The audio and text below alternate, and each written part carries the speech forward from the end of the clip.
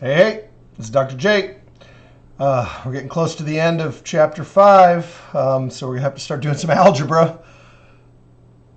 Equations with decimals. So this lecture is very much related to the same lecture in chapter 4, equations with fractions.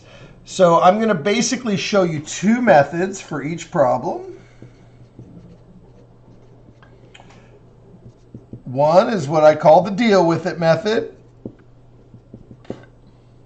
And two is the get rid of it method. And then I'll leave it to you to decide. You know, I'm not going to do every problem in both methods, but some problems you might just choose to deal with it. Other problems you might choose to get rid of it. And by the way, when I say it, I mean the decimals. Yeah, because you look at a problem with decimals and your first instinct is, well, do I put up with it? Do I deal with it? Or do I get rid of it? And they each have their pros and cons of that method. The directions for all of these will just be solve. When I say solve, I mean solve for whatever variable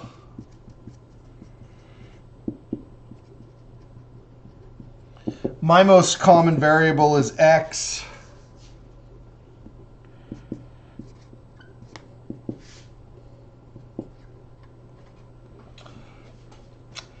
So we'll start off with the deal with it method. All right, dealing with it is where you just take the problem as it's written. So you have x plus 3.2 is equal to 5.9, and you just simply deal with it. You go, you know what, I'm just going to deal with it. Then I'm going to treat this just as if these were whole numbers, but they're not whole numbers, they're decimals. But I'm going to use the same basic principle on how to solve them. I'm just going to subtract 3.2 from both sides. So we call that the addition or the subtraction principle. Essentially the same principle. And that isolates the variable. And you add, subtract. So you got 9 minus 2 is 7. You should go from right to left. 5 minus 3 is 2, so you get 2.7. So that's the deal with it method.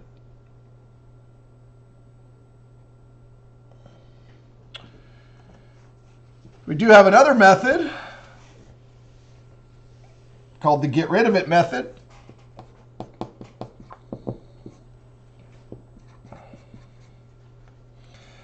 Again, I'm just going to say solve.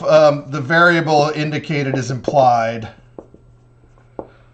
Oh, I wrote that where you can't even see it.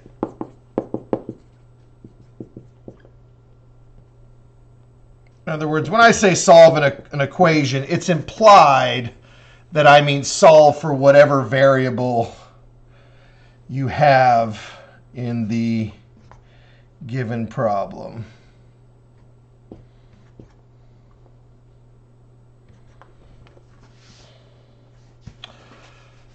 So let's try this one. Solve p minus 4.2 is equal to negative 8.7. Let's use the get rid of it method.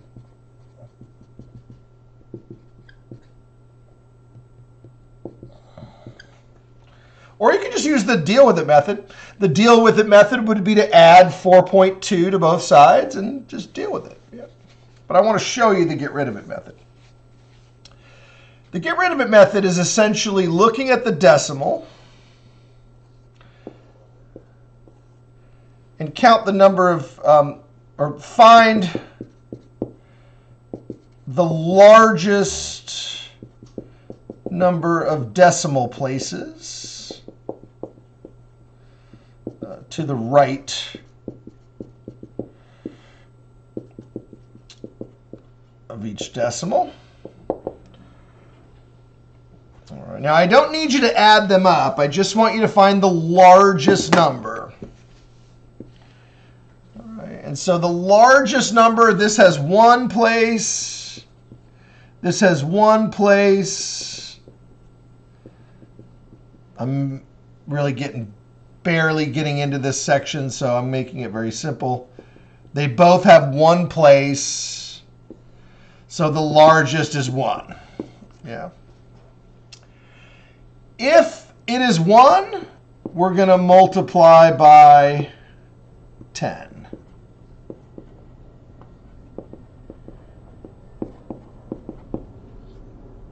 Okay. If it happened to be 2, it's not. But just in case it is, you would multiply by 100.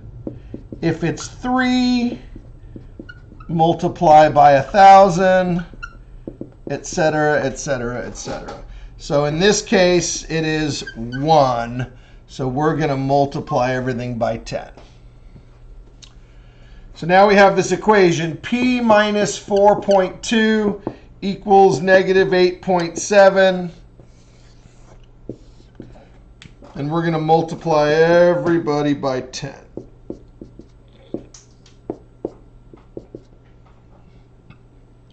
Now, some of you are probably thinking, why the heck would I do that when I could just simply solve? I would have already solved it by now. And, you know, if that's the way you feel, then that's by all means do it.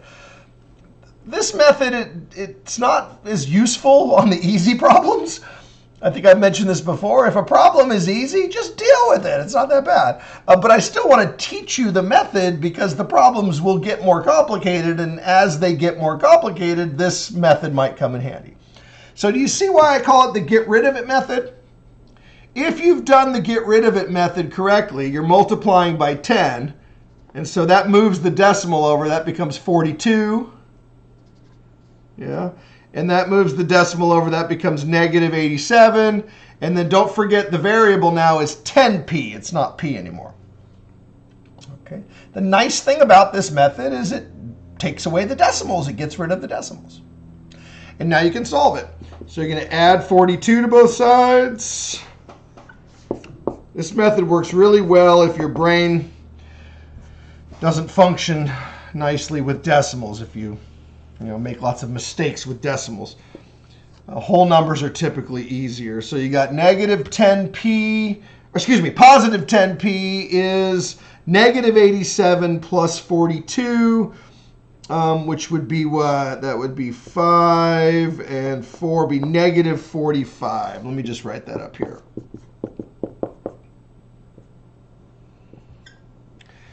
You might want to double check that. I do have my calculator handy. So 87 minus 42 is 45.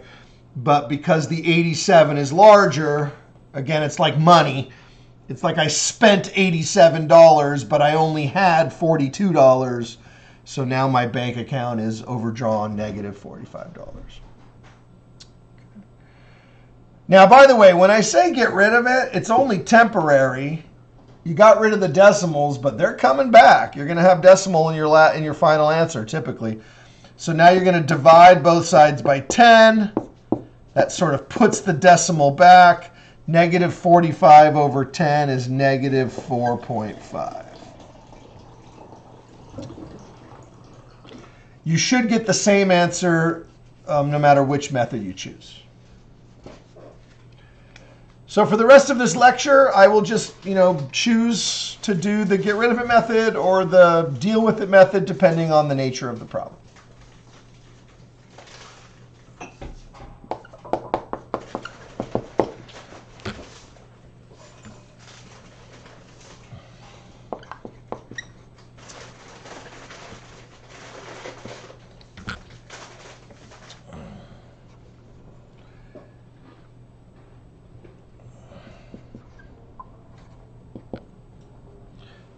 .9 equals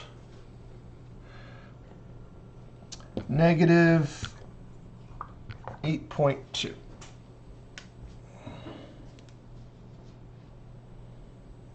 I like to be very careful with my A's and my 9's. They sometimes look similar, so that's a 9.9. I just made it worse, 15.9. And there's negative 8.2. I'm going to go with deal with it. All right, deal with it. So we're going to subtract 15.9 from both sides. So I've got A is equal to Now remember, when you're adding negatives, there's an invisible addition sign here. You're adding two negatives. So you're going to add them together. That's going to be 9 and 1 is 11. Carry the 1. That's going to be 14. Carry the 1. That's going to be 2. Bring down the decimal point. Negative 24.1.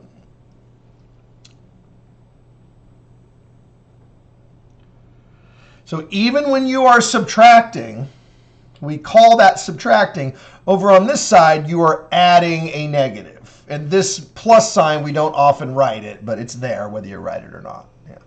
Subtracting is the same as adding negatives.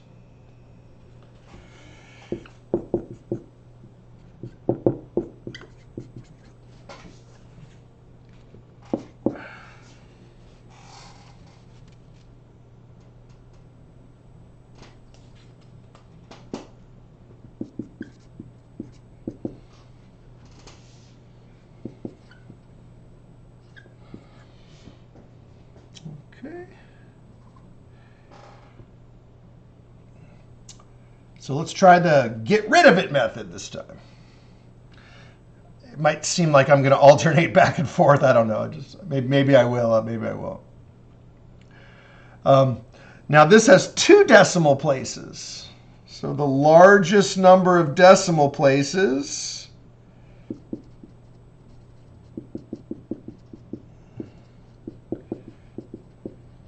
is 2. Yeah, so we're going to multiply by 100. So you do not add the decimal places. This one has 1. This one has 2. You take the largest one. If they're the same, well, then that's whatever it is. But if there's one that's bigger than the other, you take the bigger one. So we're going to multiply everybody by 100. So that's 100 times t plus 100 times 9.7. If you want to be careful with decimal points, you can use parentheses for multiplying. I know it sometimes gets confusing if you've got decimal points and you've got multiplication dots. You can just use parentheses, so you get 5.63. Okay, so now we have 100t plus 970. Yeah, 9.7 times 100 is 970. You just move the decimal 2 places. And then over here, you move the decimal 2 places, and you get 563. 563.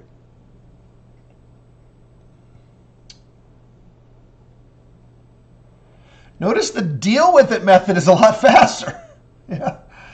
But the get rid of it method is more useful in the long term. It's really about whether are you playing the short game or are you playing the long game, right? If you're just trying to win the battle, right, this individual battle, we call that the short game. You just care about this battle right now. If you care about winning the war, the long haul, the big picture, then you do the get rid of it method.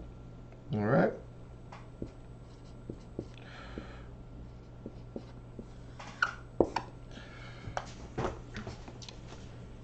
I'm running out of room, so I'm going to come over here. So now I've got 100t equals 563 minus 970. 970. My pen is barely going to make it through this lesson. 100t is, so remember, we're going to do this with mental math. 970 minus 563. I need to borrow. So that becomes a 10. That's 7, 0, and 4. Who is larger? If you have $563 and then you spend $970, that means your bank is overdrawn negative $407. Okay, and then you divide by 100. That puts the decimal back. So by the way, when I say get rid of it, it's temporary. You're temporarily getting rid of it, then you're solving it, and then you're putting the decimal back in. So the decimal now will be 2 places to the right, to the left. So you take the decimal, move it 2 places to the left, and you get negative 4.07.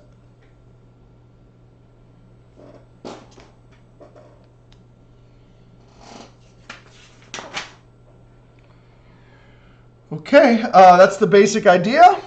Now we'll just kind of move on to the next property or the next principle, which was multiplication and or division.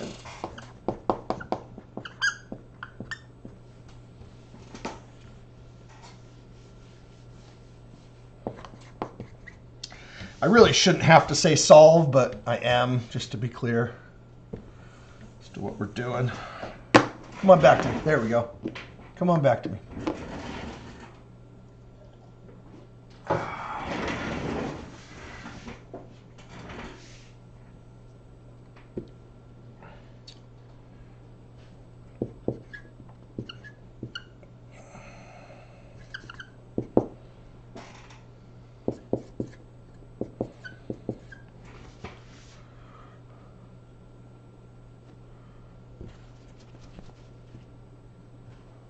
It's not that bad, but it could be better.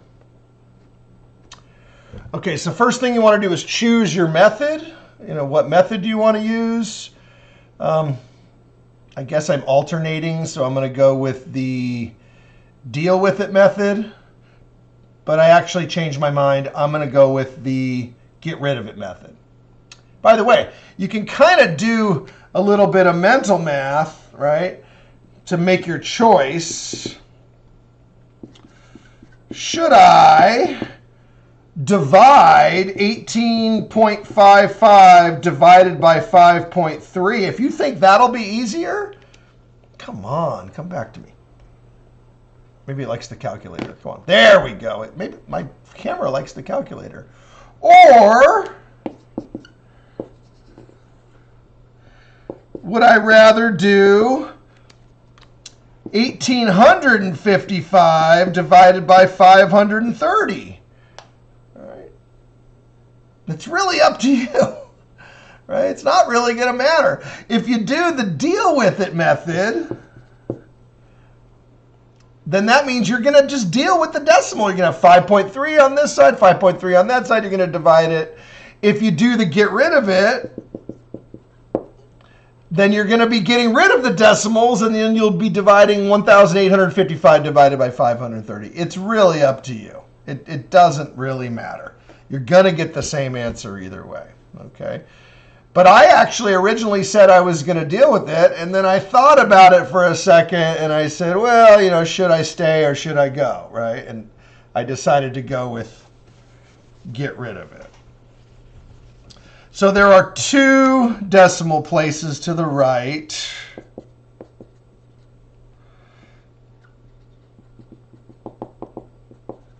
Yeah, so we're going to multiply by 100.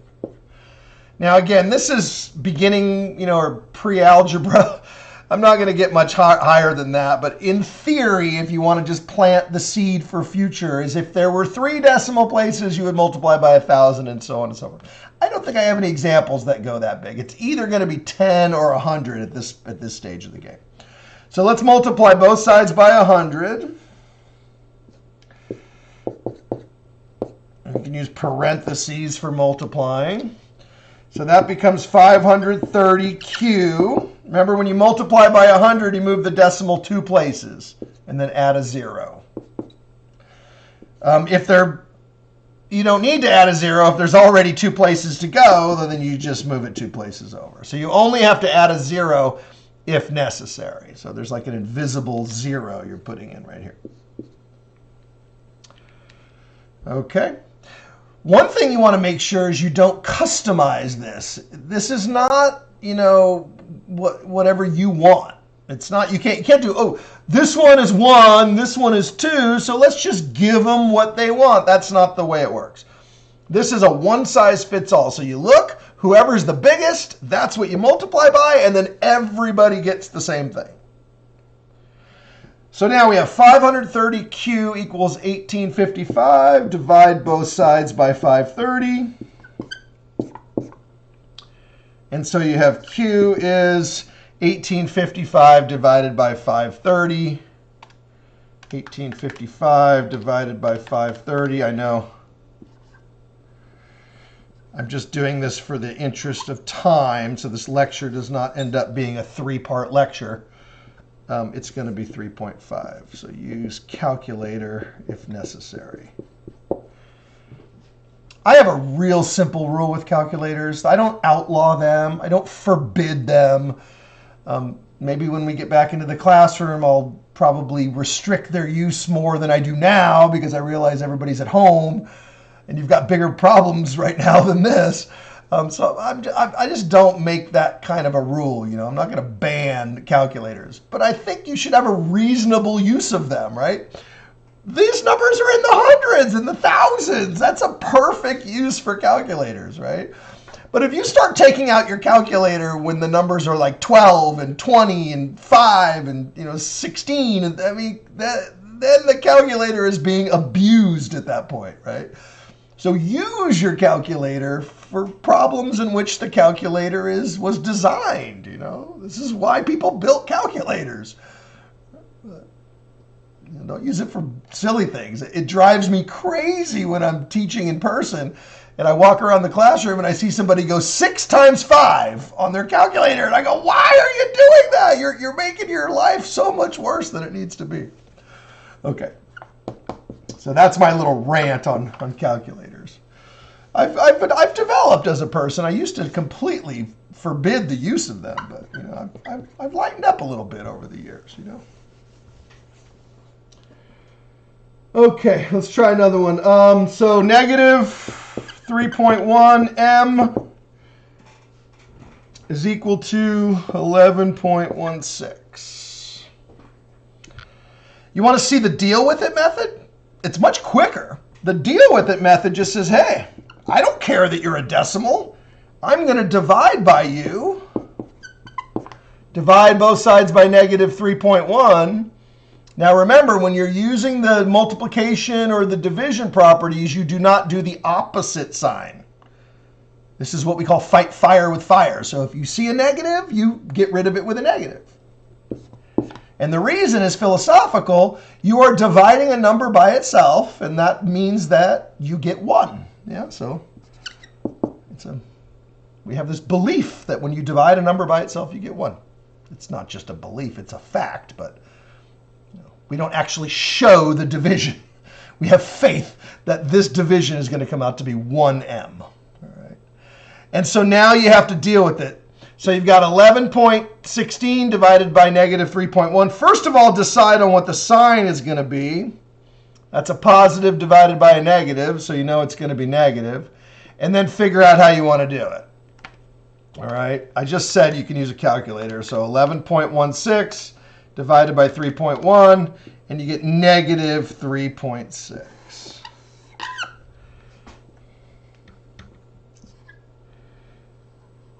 I tried to make the problems so that there shouldn't be a lot of repeating decimals and things that we had in the last section.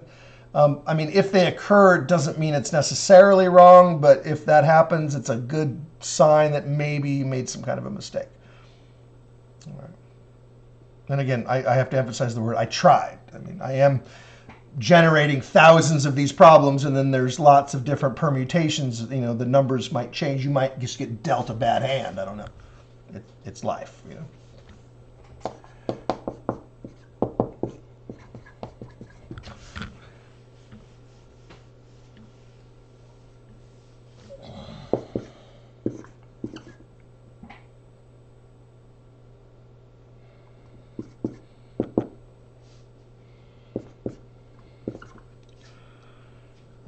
So I got P divided by 3.8 is equal to 4.2. I'm trying to get rid of the 3.8, so I'm going to multiply both sides by 3.8. You can use a dot for multiply. I like to use parentheses because if I put in an extra dot, we've already seen what happens. It gets kind of messy and it's hard to tell, you know, which dot is the decimal and which dot is the multiply, so I'm going to use parentheses. I wouldn't recommend using an x because x could actually be the variable. So these guys cancel. Oh shoot, it's 3.8, not 3.3. If you're going to cancel something, they have to be the same term. A very common mistake is accidentally multiplying the 3.8s. Technically, the bottom is 1. Yeah, so it's 3.8 divided by 1, and then p divided by 3.8. And so technically, this is p divided by 1, but we never write that. We just write p. Okay. Okay, and then you got 4.2 times 3.8. I don't always have to use a calculator. Look, 4.2 times 3.8. So, again, this is mental here. Just to show you that it can be done. 2 times 8 is 16, carry the 1. 4 times 8 is 32, plus 1 is 33. Although I've screwed this up. I know you guys have caught me. Put a placeholder. 3 times 2 is 6. And 3 times 4 is 12. Add it all up. Count the decimal places. That's 2 decimal places, so it's 15.96. And then to check, which I wish I would have done before, 15.96. So that's a good check. Now, math is an exercise, so every once in a while, get off the couch and do some math. Alrighty. It's not over, but I've basically illustrated all the techniques and all the different possibilities. Now it's just a matter of repetition, putting all this stuff together.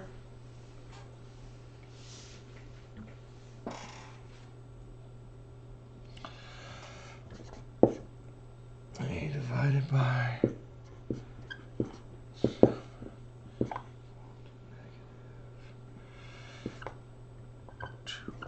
2.3. Okay. So I'm dividing by a negative. So I want to get rid of that by multiplying by a negative.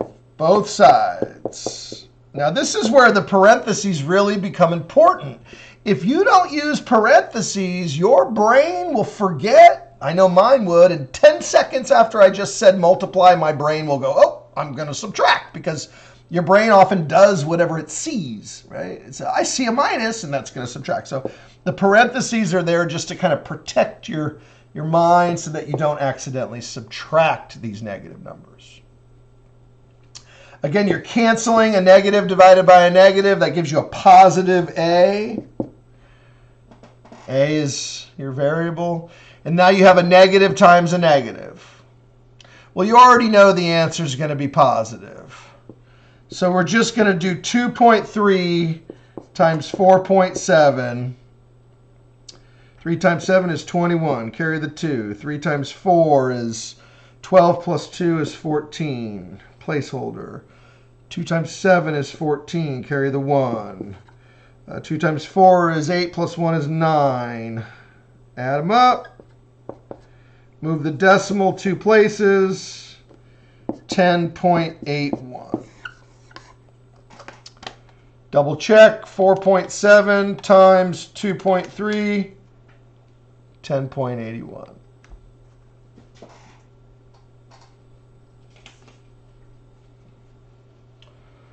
Okay, the next few examples are just combining all these principles together. So you might use the addition or subtraction first, and then the multiplication or division property second.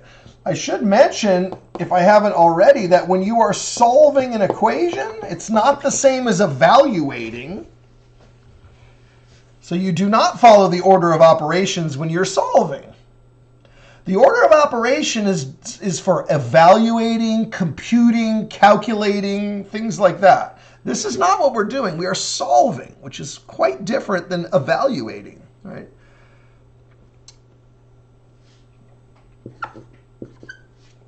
3y plus 6.7 is equal to 34.3.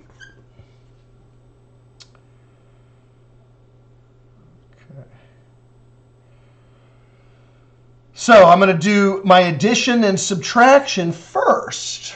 So when you're solving, use the plus or minus property first, then multiply or divide last. So that's the basic solving order, which is adding and subtracting first, multiplying and dividing last. There is an exception to that rule. When equations have parentheses or exponents, it gets a little trickier. That doesn't occur in this part of the class. It might show up, and if it does, I'll talk about it. But if I open that can of worms now, then this lecture will probably go on for much longer than it needs to. So I will just say, in this chapter, the equations will always have no exponents and no parentheses. So you only have to worry about adding and subtracting, multiplying and dividing, because that's basically what I'm trying to teach, right? All right, so do the adding or subtracting first. I'm doing the deal with it method here because these decimals are not that bad, so I don't feel like I have to get rid of them.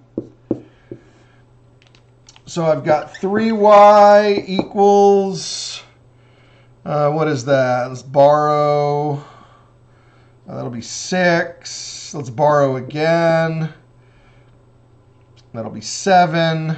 13, and then 2. And if you want to double check, I'm worried about this. 34.3 minus 6.7, 27.6. When you move on to the next class, whether it's beginning algebra, intermediate algebra, college algebra, wherever you go next, probably the best place would be beginning algebra. But depending on how good you are at this, you can make your own decision. You don't want to stop every 10 seconds in lecture, every 10 seconds in a problem to break out your calculator. So sometimes I'll do it very quickly, and sometimes I'll break out my calculator, just depending. Okay. Now I've got 3y equals 27.6. I'm going to divide both sides by 3. I'm hoping my pen survives this lecture. Now I already have my calculator out, so I'm going to keep it out. 27.6 divided by 3 is 9.2. Probably could have done that with mental math. Look, 27.6 divided by 3. I always kind of feel weak when I use my calculator when I knew I didn't need to. Look, I could have done that. Look, 3 goes into 27 9 times. Bring down the 6. 3 goes into 6 2 times. 9.2. Oh, and the remainder is 0. 2 times 3 is 6. Remainder is 0. So, boom. Yeah, either way. Safety net. Yeah. Okay. My black pen is running out, so I'm going to switch to green. Example 10.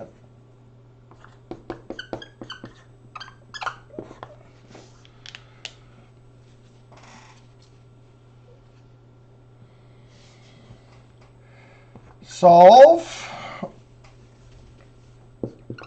1.2h plus 6 is equal to 10.8. 10.8.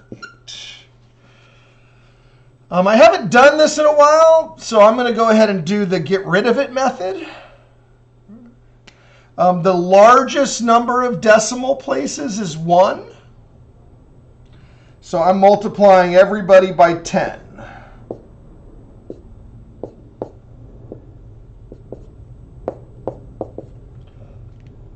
Everybody.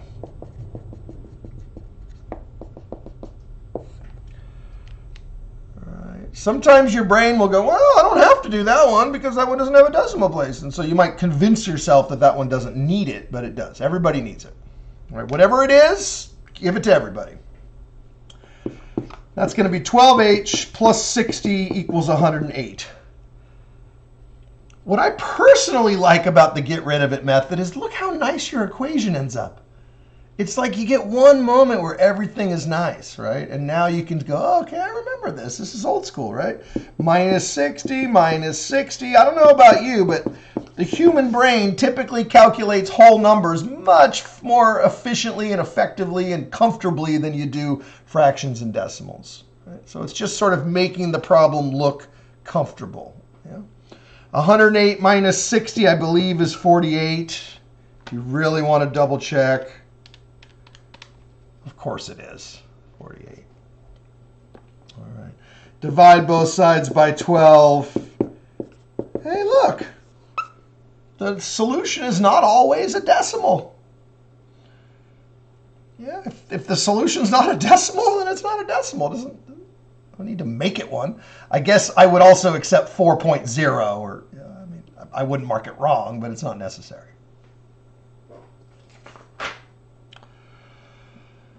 All right, well, that went down pretty smooth, huh? We are going to have more of the conclusion of Chapter 5 coming. But before we conclude Chapter 5, I'm going to finish this video with a couple word problems.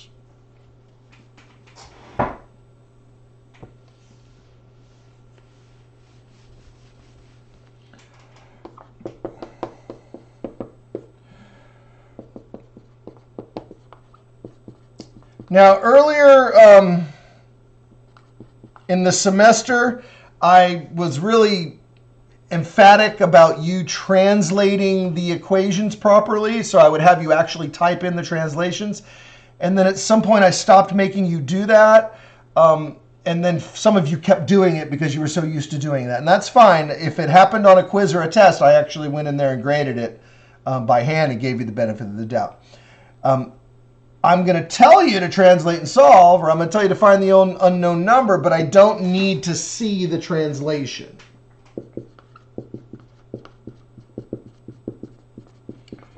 All right, it's like I don't need to see how it's made. I just want to see the final product, right?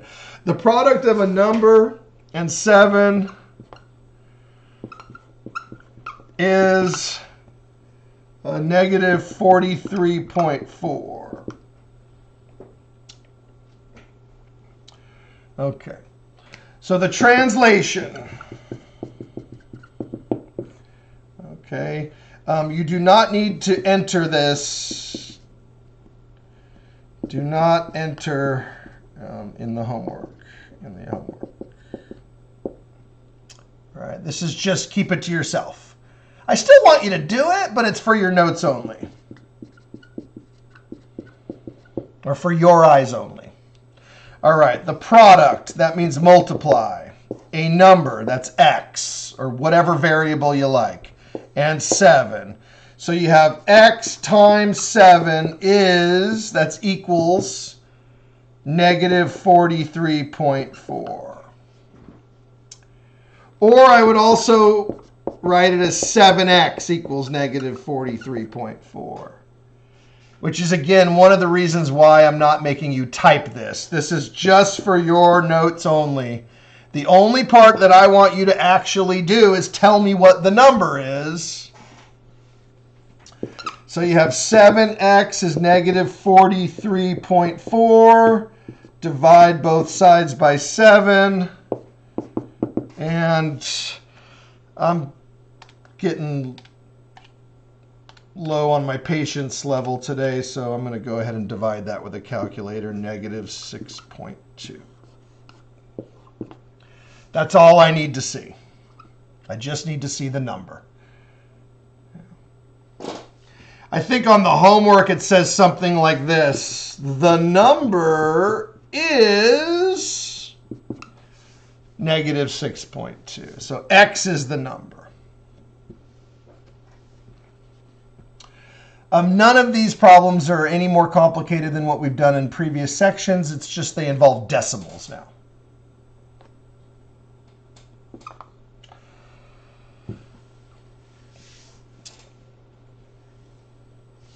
The difference of a number And 8.8 is negative 13.4. Remember the calculator was able to do it? Like the calculator?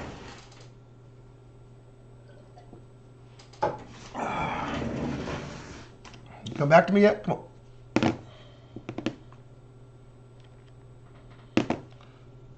Maybe that's just my glasses. I don't know. Come back to me. I don't know if I'm making it worse or better.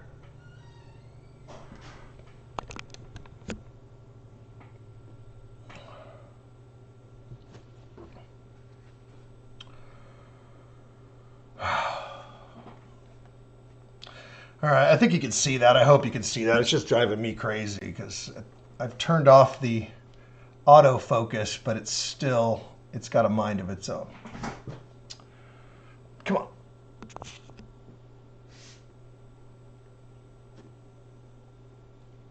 All right, hopefully I'm just blind. Maybe it's not as bad as it is. All right, so difference. Difference means subtract. Yeah, and do not reverse the order. X minus 8.8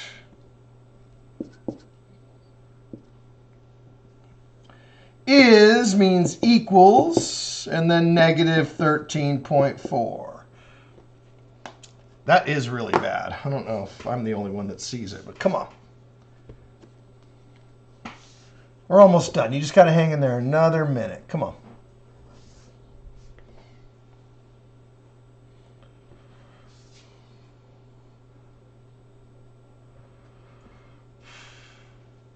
I swear, what am I going to do with you? It's not that bad, but it's the principle that's bothering me. Okay, fine. I'm just going to move on. It's driving me crazy.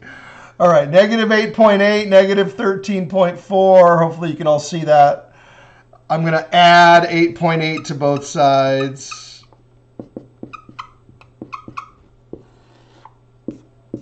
All right.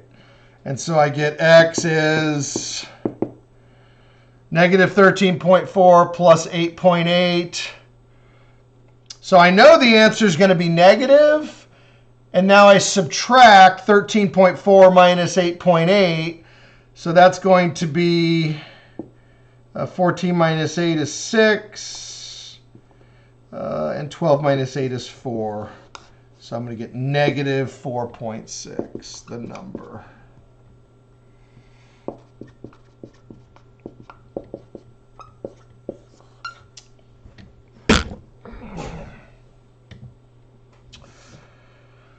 If I could just get through one more example, I'll be done.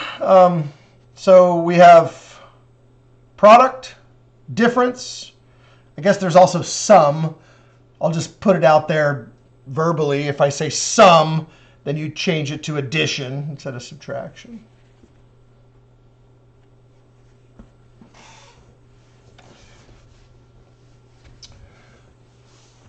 We'll end with lucky 13.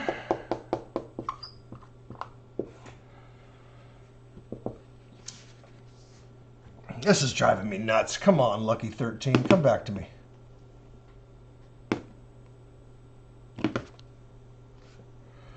I think my camera just wants to be done for the day. The quotient of a number and 1,000 is 0.005.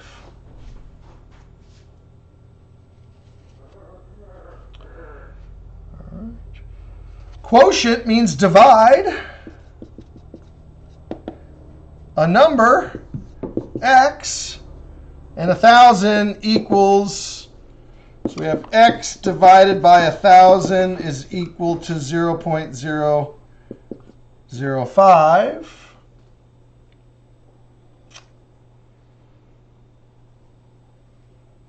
So now I want to get rid of the 1,000, so I'm going to multiply both sides by 1,000. Now, if you take out your calculator to do this one, that's fine. You know, you can certainly do it. But you're going to immediately go, oh, look, when you multiply by either 10, 100, or 1,000, you cross this off and you move the decimal the appropriate number of places. If it's 1,000, it's 3, and you just get x equals 5. Okay. There are other more sophisticated translation problems that are going to come probably in chapter 6. We might have some more word problems at the end of chapter 5. We are almost done with chapter 5, so stay tuned for the next episode.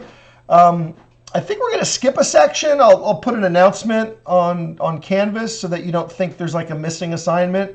We're going to skip from 5.4. We're going to skip 5.5 and go directly to 5.6. We'll see how that goes. Okay, until we see each other again, this is Dr. Jordan. I'll see you on the internet.